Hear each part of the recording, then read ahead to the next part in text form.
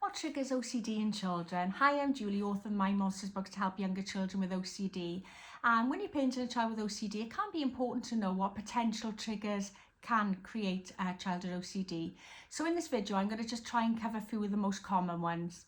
Number one, it can be where a child can become stressful about something. Like, for example, one thing that comes to mind is maybe having up and coming tests or exams and they feel pressurised, or they put pressure on themselves to get a certain grade, or they feel the clock is ticking. That can lead to them doing compulsive behaviours to try and calm the anxiety. Number two, it can be a stressful event. Now, this doesn't have to be anything major. It could be something even as small as spilling a drink, or somebody pointing out maybe a spot on their face, which is something I cover in one of my books. That can lead to, what it is then, they don't like that feeling, that uncomfortable feeling of having unwanted negative attention, and it can make them very fixated on that never happening again and result in them carrying out some compulsive behaviours. Number three, it can be some big life changes, things like losing a loved one, a death of a granddad or a parent or a friend, or it can be moving schools or even moving home. Any of these things can add to the anxiety bucket and spill over into OCD.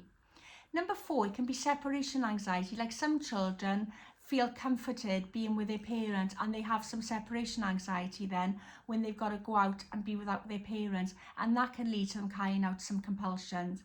And finally, number five, another common one, can be global events. Like the recent pandemic comes to mind, where we were all sort of forced into behaviours we would normally have done, like wearing masks and washing faces, washing clothes over and over, washing surfaces. They were sort of all things that got us into a certain habit, and children with like that thought loop, the OCD loop, can become fixated then and carry out these behaviours well beyond the pandemic.